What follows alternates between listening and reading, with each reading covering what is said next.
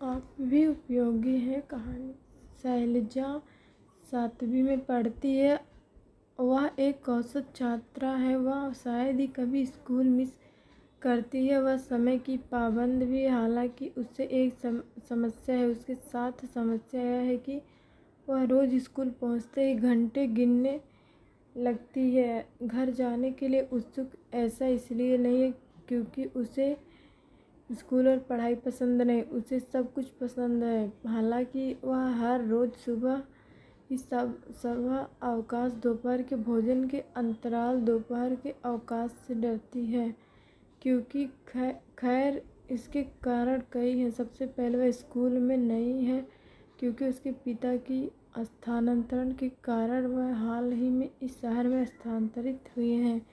दूसरे, वह हमेशा एक शर्मीली बच्ची रही है, ज़्यादातर समय अलग रहना पसंद करती है। कभी कभी वह अपने सहपाठियों के करीब जाने का साहस नहीं जुटाती थी, जो ये या तो खेल खेल रहे होंगे या साथ में घूम रहे होंगे, इस उम्मीद के साथ कि वे उसे अपने साथ आने के लिए आमंत्रित करेंगे। लेकिन ज़्यादातर समय वह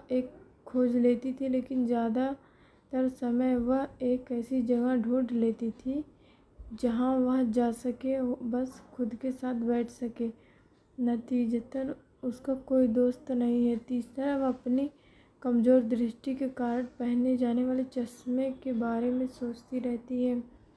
वह अपने पूरे चेहरे पर होने वाले मुहासों के बारे में सोचती रहती है।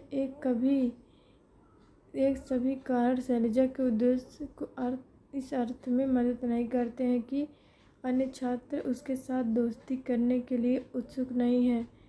हर रोज़ अवकाश की घंटी बजने पर वह बुरी तरह उदास हो जाती है। उसके लिए अवकाश का मतलब अगले 15 मिनट बीतने की कोशिश करना है ताकि पूरी तरह से हारे हुए व्यक्ति की तरह ना दिखे, क्योंकि उसके पास घूमने के लिए कोई दोस्त नहीं है। उसे असंगठित के अपने डर का सामना कठिन लगता है। उसका आत्मसम्मान बहुत कम है।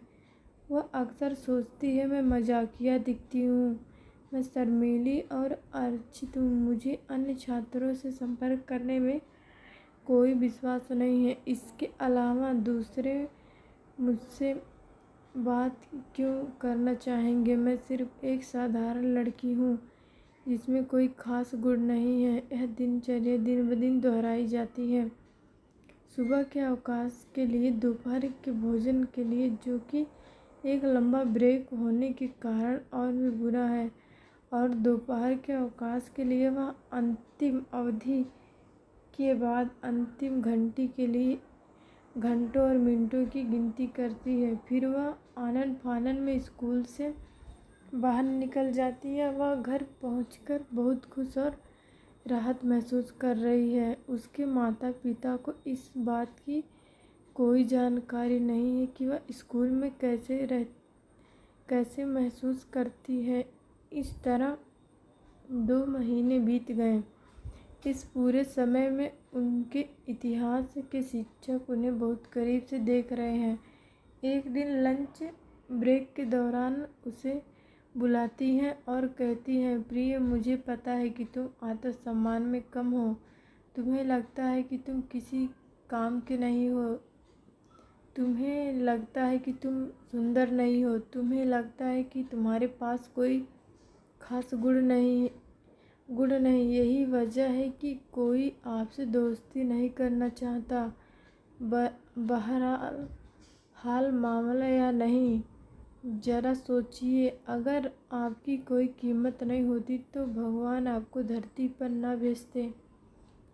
आप यहाँ हैं, इसका मतलब यह है कि आपके जन्म के पीछे कोई उद्देश्य हो सकता है कि आप अभी इसके बारे में बहुत अस्पष्ट हों, लेकिन आश्वस्त रहें कि इसका एक निश्चित उद्देश्य है। एक दिन आप सीखेंगे कि यह क्या है जो खुश हो जाओ, अपने बारे में अच्छा महसूस करें। आप जो भी करें उसमें अपना सर्वश्रेष्ठ दें, साथ ही अपनी गलतियों को पहचानना सीखें और खुद को सुधारने की कोशिश करें।